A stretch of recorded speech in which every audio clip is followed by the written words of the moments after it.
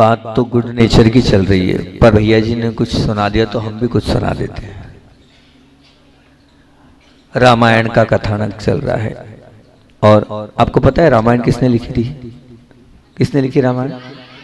वाल्मीकि ने लिखी। अब एक कवि ने अपनी रचना करी और रचना प्रस्तुत करी, और जब रचना प्रस्तुत करी तो उस पर उंगलियां उठने लगी। क्या उंगली उठी? उंगली ये उठी कि वहां बहसबाजी चल रही है। क्या बहसबाजी चल रही है? कि जिस वन में, जिस बगीचे में सीता जी को रुका गया था, जहां पर सीता जी को रावण ने कैद कर रखा था, उस वन की, उस बगीचे की, उस उपवन की व्याख्या चल रही थी। उस व्याख्या में वाल्मीकि जी ने वहां के पुष्पों का कलर सफेद लिखा। क्या लिखा? सफेद लिखा। अब जब सफेद लिखा तो सीता जी बोलती है कि गलत। वाल्मीकि जी ने गलत लिखा। वहां के पुष्पों का कलर तो लाल था। किसने बोला? हनुमान जी ने बोला। क्या बोला? कैसा था? लाल था। और सीता जी बोलती नहीं, आप भी गलत। तो वहां के पुष्पों का कलर पीला था। अब सीता जी में और हनुमान जी में, दोनों में बहुत बहसबाजी हो रही है कि आखिर सत्य क्या है, कि कलर लाल है कि कलर पीला है। और जबकि वाल्मीकि जी क्या लिख रहे हैं? सफेद। बड़ी बहसबाजी बढ़ते चली गई, एक दूसरे की कोई बात मानने को तैयार नहीं है। आखिर क्या किया जाए? कैसे निर्णय लें कि वो बगीचे में, उस वन में कलर कौन से थे? अब इसका निर्णय कौन ले? तो सब के सब एक ही है निर्णय लेने वाले। वो कौन है? भगवान राम। और भगवान राम के चरणों में पहुंचे और प्रभु आप ही बताओ, आप ही सहारा हो और आप ही आसरा हो।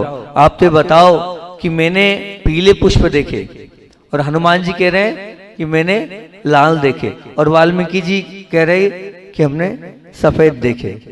तो राम जी मुस्कुराए और राम जी ने बोला, बोले देखो भैया, तीनों अपनी अपनी जगह ठीक हो। अरे एक बात सत्य होगी, तीन बात सत्य कैसे? बोले ऐसा है कि हनुमान तुम्हारी आंखों में खून तैर रहा था, क्रोध तैर रहा था, गुस्सा तैर रहा था, तो इसलिए फूल तुम्हें लाल नजर आ रहे थे, तुम्हारी दृष्टि में फेर था। अच्छा, सीता जी ने बोला तुम्हारे अंदर दुख थी, वेदना थी, दया थी, करुणा थी, और साथ साथ में पति के प्रति भक्ति थी। उस भक्ति में वो पुष्प जो है तुम्हें पीले दिख रहे थे। और वास्तविकता में वाल्मीकि जी ने जो लिखा, वहां वो पुष्प उनकी दृष्टि से वो सफेद ही थे। तो हमारी दृष्टि जैसी होती है वैसी सृष्टि बन जाती है। हमारे हाथ में हम कैसी सृष्टि बनाना चाहें वैसी सृष्टि निश्चित रूप से बन जाएगी। और गुड नेचर पर बात चल रही है अपनी। अच्छा स्वभाव, जो आरोन का प्रवचन छूट गया पीछे परिवर्तन का, गुड नेचर पर मैंने आपसे बात करी थी। गुड नेचर के जी पर आपसे जेंटल स्पीच अर्थात नम्र वाणी चाहिए। और ओ में क्या था? ओपन माइंड, खुला मन चाहिए। और फिर दूसरे ओ में ऑप्टिमिस्टिक थॉट्स, आशावादी विचार चाहिए। फिर पी और गुड, डी में डीप कंप्रेशन, गहरा प्यार, गहरा स्नेह चाहिए। और एन में नो एग्रेशन, थोड़ी बहुत भी आक्रामकता नहीं चाहिए। और ए में एडिक्यूट अंडरस्टैंडिंग अर्थात पर्याप्त समझ चाहिए। और टी में ट्रांसपेरेंट बिहेवियर अर्थात कैसा? पारदर्शक आचरण चाहिए। और फिर उसके बाद यू में अनलिमिटेड पेशेंस अर्थात अमर्यादित धैर्य चाहिए। और आर में राइट एंगल अर्थात सही दृष्टिकोण चाहिए। और ई में क्या बताता है? एक्सपेक्टेशन लेस, अपेक्षा से रहित हमारा जीवन चाहिए। कल मैंने आप लोगों से उस गुड नेचर काय की बात करी, जेंटल स्पीच की बात करी थी। उसमें 10 बातें आप लोगों को बताई थी मैंने। क्या बताई थी मैंने आपको? फिर से एक बार रिपीट कर लें कल की 10 बात। बोलो, याद है? नहीं भूल गए? क्या बोला था? जी लगा के बात करना, आप लगा कर बात करना, और हर छल हर पल क्या बोलना? धन्यवाद। शब्दों का चयन पद के अनुरूप हर एक व्यक्ति का कोई ना कोई संबोधन तैयार करना। और मैंने कहा था हर शब्द में प्रेम हो, वात्सल्य हो, स्नेह हो, विनय हो, इस बात को आपको बहुत ध्यान से रखना है। ठीक, ये वाली बात बताई थी, उदाहरण भी दिए थे मैंने, बेनाड़ा जी का उदाहरण दिया था, पूज्य क्षमा सागर जी का उदाहरण दिया था, और एक और बोली थी बात कि वाणी में क्या होना चाहिए, अपनत्व होना चाहिए। और 4 बातें और बोली थी आचार्य जी की, धीरे बोलो, मीठा बोलो, कम बोलो और आवश्यकता अनुसार बोलो। बहुत अच्छे लोग यहाँ के, मेरी बात को याद रख लेते हैं, बहुत अच्छी बात है की। और अंत में बोला था हित मित प्रिय वचन। और उसके बाद जो कल मैंने दोपहर को प्रवचन किया था वो मेरे लिए किया था, मैंने प्रवचन क्या कहा था, हमारे साधुओं के लिए कहा है 6 बातों को ध्यान रखना और फिर वचन बोलना। क्या 6 बातें कौन कौन सी थी? चुगली करना है, नहीं करना है, हंसी नहीं करना, कठोर वचन नहीं बोलना, पर की निंदा, अपनी प्रशंसा, अभिकथा नहीं करना। 6 बातें आपको मैंने कल बताई थी, बहुत अच्छे से आपने ये सब आत्मसात कर लीगी। महाराज जी क्या बोल रहे हो, क्या कहलाता है कदाग्रह, क्या कहलाता है हठाग्रह और क्या कहलाता है पूर्वाग्रह, पहले आप समझाओ, तब तो हम छोड़ेंगे, नहीं तो छोड़ेंगे नहीं। तो मैं समझाता हूँ, शास्त्रीय भाषा में आपको ये कदाग्रह बोल दिया, किसको बोलते हैं कदाग्रह, बहुत ध्यान से सुनना भी है। देखो थोड़ी सा प्रवचन थोड़ा सा ज्यादा कठिन सा है, लेकिन आप समझ जाओगे, आप बहुत अच्छे लोग हैं यहाँ के। तो कि कदाग्रह का मतलब ये मन में बन गए किसी गलत विचार का आग्रह रखना कदाग्रह है। कदाग्रह मतलब क्या? मन में बन गए किसी गलत विचार का आग्रह रखना कदाग्रह है। मतलब क्या? ये कदाग्रह है कि कुछ भी जाए इसको नीचा दिखाना है मुझे, ये कदाग्रह है। इसके साथ मुझे गलत करना है, ये कदाग्रह है। या मान लीजिए किसी के साथ ईर्ष्या भाव, ये जो ईर्ष्या भाव है ये कदाग्रह है, निश्चित मान के चलना। अब हम कुछ कर तो नहीं पा रहे हैं, लेकिन उसकी उस अच्छाई पे, उसके उस अच्छे कार्य पर हम चल रहे हैं। या मान लीजिए कि हम एक परिवार में रह रहे हैं, अब मुझे अलग ही होना है, ज्वाइंट फैमिली में नहीं रहना, ये कदाग्रह है। बिल्कुल आपका ये कैसा विचार है? मतलब गलत विचार है, मन में बन गए किसी गलत विचार को। मान लीजिए आपको विवाह करना है, अब वो विवाह आपके योग्य नहीं है, वो विवाह आपके योग्य नहीं है, लेकिन नहीं अब मैं वही विवाह करूंगा, मैं वही विवाह करूंगी। अभी क्या है? ये कदाग्रह है, इसको कदाग्रह कहते हैं। कदाग्रह का मतलब क्या हो? कि मन में बंधे गए किसी गलत विचार का आग्रह रखना, उसको कहते हैं कदाग्रह। मन में बन गए किसी गलत विचार का आग्रह। देखो याद रखना, कदाग्रह मतलब क्या? गलत विचार, ठीक है ना? उन गलत विचार की धारणा बन जाना, वो का आग्रह रखना, उसको कहते कदाग्रह। अब बात आती है हठाग्रह की। तो निश्चित वस्तु के प्रति मन में दृढ़ आसक्ति हठाग्रह। निश्चित वस्तु के हठाग्रह मतलब क्या हुआ? मुझे मोबाइल ये वाली कंपनी का ही चाहिए, ये हठाग्रह है। मुझे गाड़ी भी चाहिए, तो कौन सी चाहिए? वो 2 लाख 2.5 लाख वाली आती है, कौन सी? वो कौन सी आती है? बुलेट है ना, बुलेट आती है, वही वाली चाहिए, हठाग्रह है ना। मैं तो ड्रिंक करूंगा ही करूंगा, ये हठाग्रह। मैं तो तंबाकू खाऊंगा ही खाऊंगा, ये हठाग्रह। मैं तो बीड़ी पीऊंगा ही पीऊंगा, ये हठाग्रह। कल जब हम प्रवेश कर रहे थे, परसों प्रवेश कर रहे थे, तो प्रवेश करते वक्त बहुत सारे अजैन बंधु इतनी भक्ति के साथ हालांकि प्रवेश तो मेरा हर जगह होता है और हर जगह अच्छा ही होता है, ऐसा नहीं है, हर जगह की भक्ति होती है, लेकिन यहाँ की खासियत बता रहा हूँ, राजपुर की खासियत बता रहा हूँ कि जितना अजैन लोगों ने विनय दिखाई और जितना अजैन लोगों ने सम्मान दिखाया, ऐसा कहीं किसी गांव में नहीं देखा मैंने, सच में। वहीं से प्रारंभ हो गए अजैन बंधु, बिल्कुल किसान बंधु। उधर ही यादव जी अपने घर में ले गए जबरदस्ती, यादव जी है ना वो, यादव जी जबरदस्ती, महाराज चलना ही पड़ेगा, चलना ही पड़ेगा, चलना ही पड़ेगा। वहीं से शुरुआत हो गई, हो भैया चलो, अंदर तक लेके गए। उसके बाद जो देखो वो किसानों का बिल्कुल आगे आता गया, कहीं ये समाज तो कहीं वो समाज, तो कहीं ये तो कहीं वो, पूरे रास्ते भर ये रहा। और उसी बीच हमारे शुल्लक जी लेट हो रहे थे, तो हमने कहा क्या करना, समय, हमने उनको सबको अलग अलग आशीर्वाद दिया। फिर हमने कहा समय तो अपने पास है, तो अपन समय में पूछे क्यों, कुछ खाते तो नहीं खाते, कुछ पीते तो नहीं हो। अब वो क्या है, वो दीपक जलाने के लिए माचिस जलनी, उन्होंने लाइटर निकाला, खट से लाइटर जलने लगे। मैंने क्यों पीते हो? हाँ महाराज। मैंने कहा दे दो लाइटर आज मेरे हाथ में। हो महाराज ले लो। मैंने पीना मत? जी महाराज नहीं पिएंगे।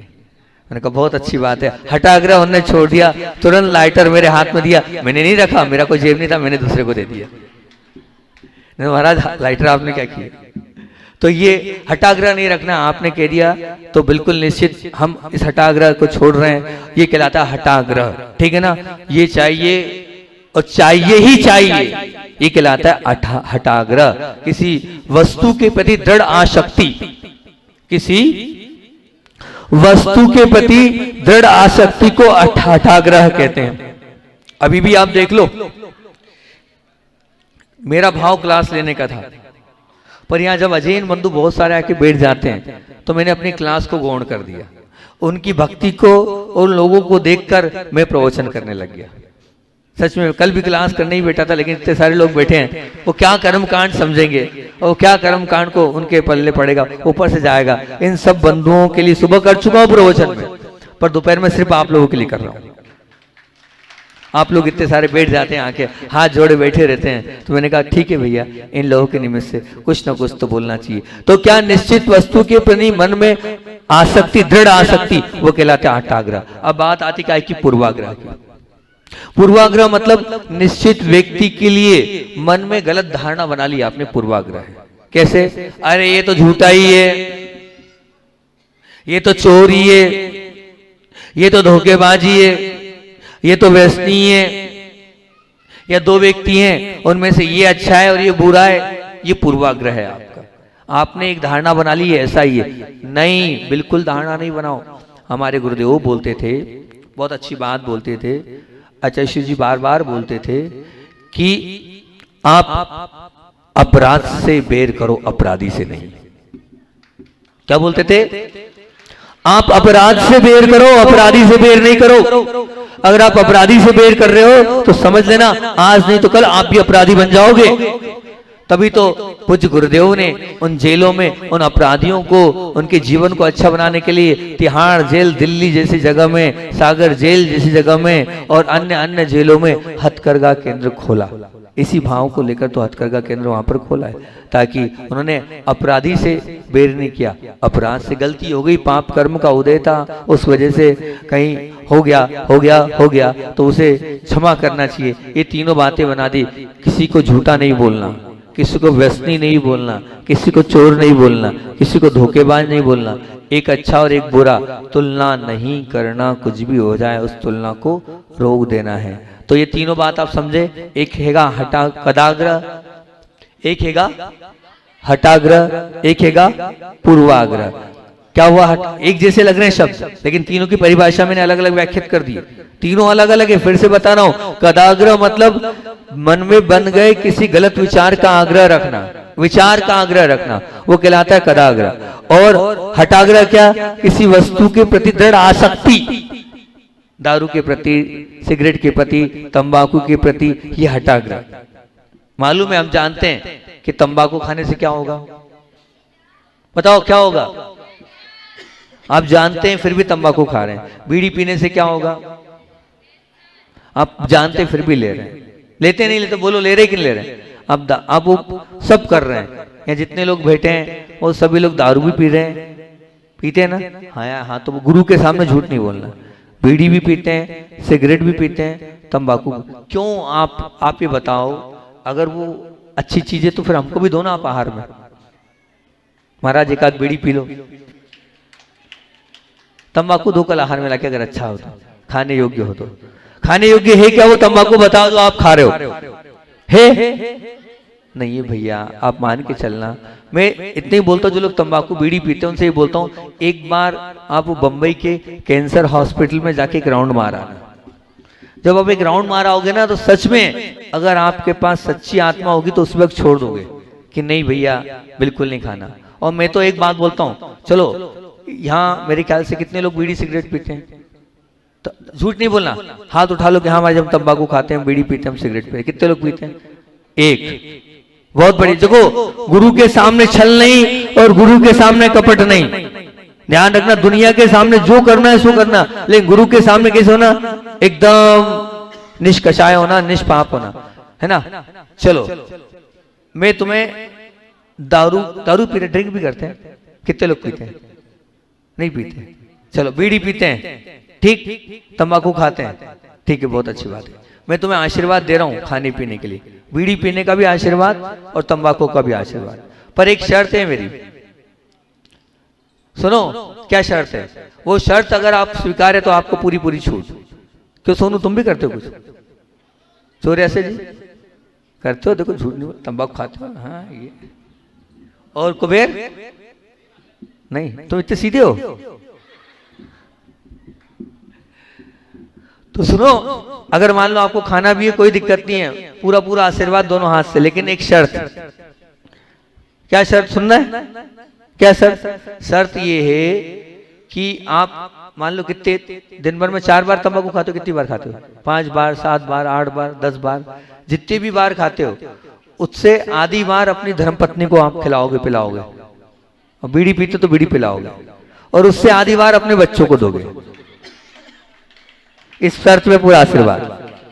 अगर देखो, या तो छोड़ दो और या फिर अपनी पत्नी को भी खिलाओ, अपने बच्चों को भी दो, इस पे लिए पूरा आशीर्वाद।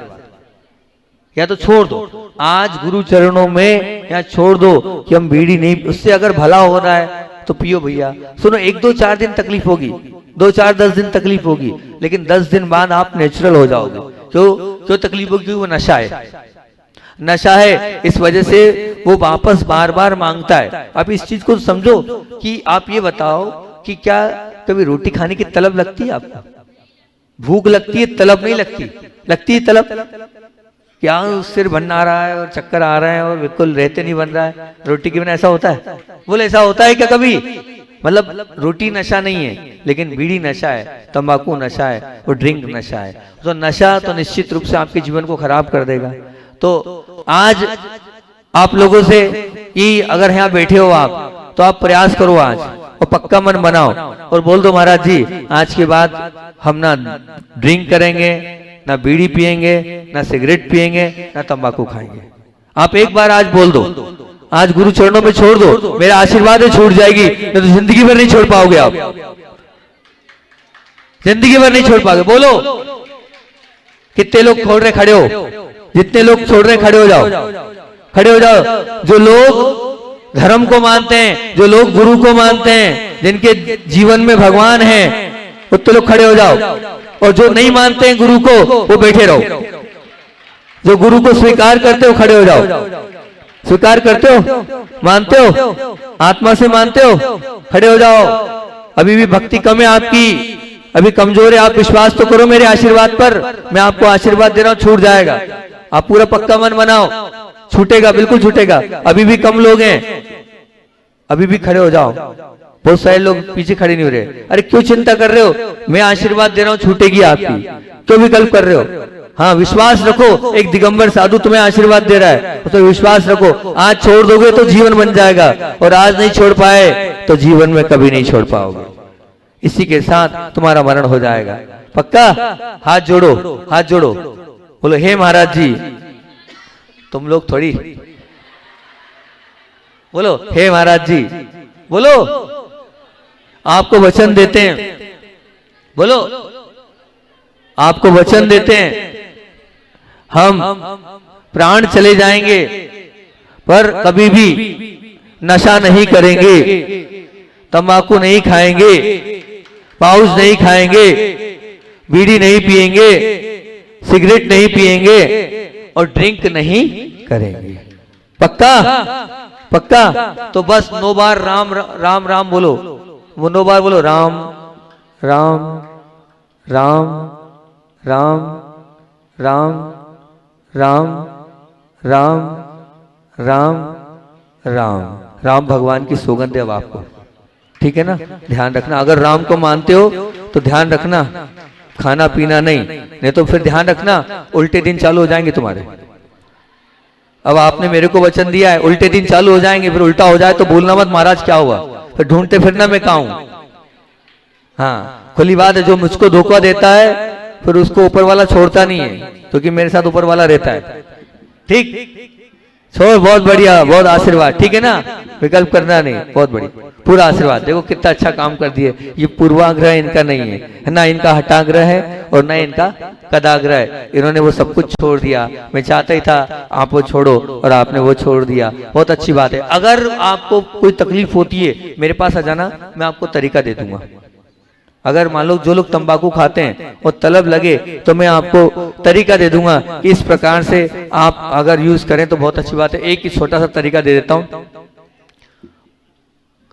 अपनी हरड़ आती हरड़ आपको किराने की दुकान पे मिल जाएगी। हर्र बेहड़ा आंवला, उस हरड़ के छोटे छोटे टुकड़े करना, ठीक, उसको तवे पर हल्का हल्का घी से सेकना, कम आंच में सेकना, बहुत कम आंच में उसको सेकना, हल्का सा घी लगाकर, और फिर उसको बाहर टुकड़े टुकड़े कर लिए, उसमें पिपरमेंट डालना। क्या डालना? पिपरमेंट। ओरिजिनल पिपरमेंट मिल जाए तो अति उत्तम है। वो पिपरमेंट आप उसमें डालना, और पिपरमेंट डालने के बाद जब जब आपकी इच्छा हो तंबाकू खाने की, आप उसको चूस लेना, तो आपको तंबाकू की आदत छूट जाएगी और चेहरे का कलर बदल जाएगा, चेहरे की पूरी तस्वीर आपकी बदल जाएगी, रंग रूप बदल जाएगा, और जिनके बाल सफेद हो रहे हैं उनके बाल भी काले हो जाएंगे, पेट पूरा ठीक हो जाएगा आपका, पूरा व्यवस्थित हो जाओगे। जिनको तंबाकू की आदत है, जिनको पाउच की आदत है ना, अगर आप ये कर लेंगे तो सब तंबाकू पाउच आपका पूरा का पूरा छूट जाएगा। जिनने वचन दिया है वचनबद्ध रहना, बिल्कुल नियम बिल्कुल भी तोड़ना नहीं। बहुत अच्छा काम हुआ, यही मैं तो इसी को प्रवचन मानता हूँ, और किसी को प्रवचन नहीं मानता हूँ। किसी के जीवन में कुछ अच्छा हो जाए, यही सबसे बड़ा प्रवचन है, और यही प्रवचन की सार्थकता है। बाकी सब तो ऐसे ही हैगा। तो ये तीन बातें हो गई, कदाग्रह, हटाग्रह और पूर्वाग्रह। अब इन तीनों चीजों में से एक भी आग्रह अगर जीवन में है तो समझना संबंध को तबाह करने के लिए पर्याप्त है। इसलिए हमें तीनों, ना कदाग्रह रखना है, ना हटाग्रह रखना है, ना पूर्वाग्रह रखना है। कि रामायण और महाभारत का युद्ध उसके जीते जागते उदाहरण है। वहां कदाग्रह भी था, हटाग्रह भी था और पूर्वाग्रह भी था। और मन का निश्चित रूप से ये निश्चित है कि मन का खुला होना चाहिए। इसका अर्थ ये नहीं है कि प्रत्येक प्रकार के गलत और व्यर्थ, हानिकारक और अनर्थकारी तत्वों के लिए मन खुला नहीं। सब बातों के लिए हमारा मन खुला नहीं, हर एक बात को एक्सेप्ट नहीं करेंगे। जो करने योग्य हैं उसी को, मतलब खुले मन का अर्थ ये कि मेरी मान्यता गलत है, ये अगर समझ में आ जाए तो फिर क्या कर देना है, हमें तुरंत उसको छोड़ देने के लिए तैयार हो जाना है और स्वीकार कर लेना है। तो वही हमारी गलत धारणा है। तो अपने मन को हमें खुला रखना है। हर बात को, जहाँ विचार अच्छे आते उन्हें एक्सेप्ट करना है, जब अच्छी बातें हमें सुनने को और समझने को मिले उसको छोड़ना नहीं। खुला मन वाला व्यक्ति हमेशा अच्छे विचारों को स्वीकार करता है और मानता है और अपने जीवन को याद रखता है। क्योंकि बाह्य जगत तो क्या है, ध्यान रखना, जो डर गया सो मर गया, लेकिन अभ्यंतर जगत कहता है कि नहीं, जो एक ही लत में पड़ गया वो रुक गया तो मर गया नहीं। तो हमारे जीवन को हमें अच्छा बनाना है, हमारे जीवन को हमें और महान उत्कृष्ट बनाना है। तो उत्कृष्ट वही व्यक्ति बना पाएगा जो जीवन में कदाग्रह, हटाग्रह और पूर्वाग्रह को छोड़कर अपने मन को खुला रखेगा। अपने मन को खुला रखकर हर जहां पर लगता है कि मैं गलत हूं वहां आप स्वीकार कर लो, भैया मैं ठीक, आप जो बोल रहे हो वो ठीक बोल रहे हो। ऐसा मत समझो कि मेरी बेइज्जती हो जाएगी, मुझे लोग गलत समझेंगे, मेरा क्या होगा, मेरे रेपुटेशन का क्या होगा, मेरे नाम का क्या होगा। नहीं, उस पूर्वाग्रह को नहीं रखना है। इसलिए खुला मन वाला जो व्यक्ति होता है, ओपन माइंड वाला जो व्यक्ति होता है, वो सबको स्वीकार करते चलता है। हमारे अंदर किसी भी के प्रति एक धारणा बन जाती है तो उसे हम बदलते नहीं है, तो कुंठित मानसिकता के व्यक्ति कहलाते हैं। हमें कुंठित मानसिकता का व्यक्ति नहीं बनना है, हमें कुंठित मानसिकता का व्यक्ति बिल्कुल नहीं बनना है, एक धारणा बिल्कुल नहीं रखना है। एक बार अचश्री का संस्मरण भी मैं सुना देता हूं और अपनी बात को विराम कर देता हूं, क्योंकि आपको नाटक देखना है। तो एक बार आचार्य श्री जी से हमारी चर्चा चल रही थी, पूज्य गुरुदेव से, और पूज्य गुरुदेव से जब चर्चा चल रही थी तो मैंने आचार्य श्री से पूछा, आचार्य श्री जी हमें समझ में नहीं आता है कि जब मैं संघ में आया था तो एक सब्जेक्ट को लेकर, आप समझोगे नहीं वो सब्जेक्ट कठिन है, मतलब थोड़ा सिद्धांत को लेकर है, वो आपको समझ में नहीं आएगा। तो मैंने कहा आपकी उस वक्त ये धारणा थी, फिर बीच में अलग धारणा हो गई और अंत में और अलग धारणा हो गई। तब आचार्य श्री जी ने यही बात बोली थी कि ध्यान रखना, हमें अपनी मानसिकता को फिक्स नहीं कर देना चाहिए कि यही, जैसा जैसा हमें मिलता जाता है वैसा वैसा हमें अपनी मानसिकता को बदलते जाना चाहिए। हम अगर धारणा एक बना लेंगे कि यही ठीक है तो हम कभी कुछ सीख नहीं पाएंगे, हम कभी कुछ अपने जीवन में अपना नहीं पाएंगे।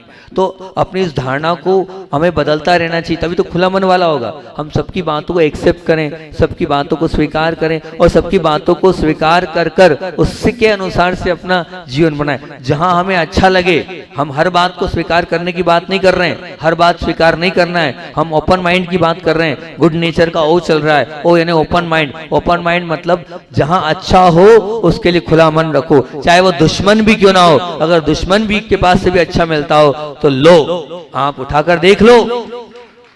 रामायण में क्या होता है, राम बोलते हैं लक्ष्मण से, हे लक्ष्मण, क्या बोलते हैं, हे लक्ष्मण जा रावण के पास जा। वहां रावण अभी मृत्युशैया में है, लेकिन उससे कुछ सीख के आ, उससे सीख क्या।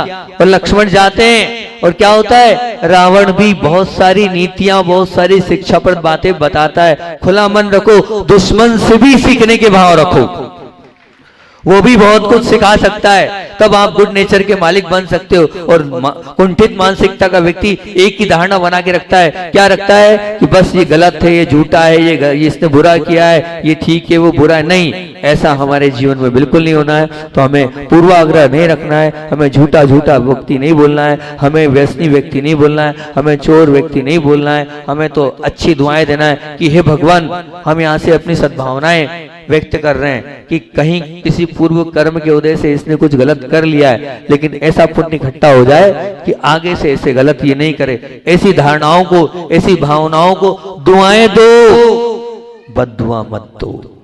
आप अच्छी भावनाओं को प्रेषित करो, अच्छी सद्भावनाओं को भेजते जाओ। तो अच्छी सद्भावनाओं को दोगे तो सामने वाला आज भले गलती से कुछ गलत कर लिया, लेकिन कल वो आपका अच्छा हो जाएगा। आप खुले मन के मालिक बने, सबको स्वीकार करते चलें, पापी को भी स्वीकार करें और पुण्य आत्मा को भी स्वीकार करें। सबको स्वीकार करते चलेंगे तो निश्चित रूप से इस संसार में वो पाप ही नहीं बचने वाला है। पाप इसीलिए है कि आप पापी को पापी बोलते हो, आप खुले मन से इसको स्वीकार नहीं करते हो, इसलिए जो है आप भी पापी बन गए और उस पापी को भी आपने पाप में और ढकेल दिया, क्योंकि बार बार आप पापी को पापी पापी बोलकर उसको पाप के लिए और प्रोत्साहित करते हो। तो आप खुले मन वाले बन गए ना। आप गुड नेचर का वो क्या बोल रहा है, ओपन माइंड। ओपन माइंड मतलब क्या, कैसा ओपन माइंड, खुला मन हो गया हमारा। हम हर वस्तु को उसके अनुरूप स्वीकार करेंगे, अच्छे को अच्छे के रूप में और बुरे को बुरे के रूप में, लेकिन बुरे को अच्छा बनाने के भाव से स्वीकार करेंगे तो हमारा निश्चित रूप से जीवन बहुत अच्छा बन जाएगा। अब गुड का ओ तो हो गया है, ओपन माइंड। अब क्या, ऑप्टिमिस्टिक थॉट्स, मतलब क्या, आशावादी विचार चाहिए। इस पर चर्चा अपन कल करेंगे, ठीक। जिनने नियम लिया है वो नियम बहुत अच्छे से पालन करना, ध्यान रखना, छोड़ना नहीं। मेरी इतनी सी बात आप मान लोगे, आज से आपके दिन बदलना चालू हो जाएंगे। इतनी सी बात स्वीकार कर लेना, ज्यादा मैं आपसे कुछ नहीं मांग रहा हूं।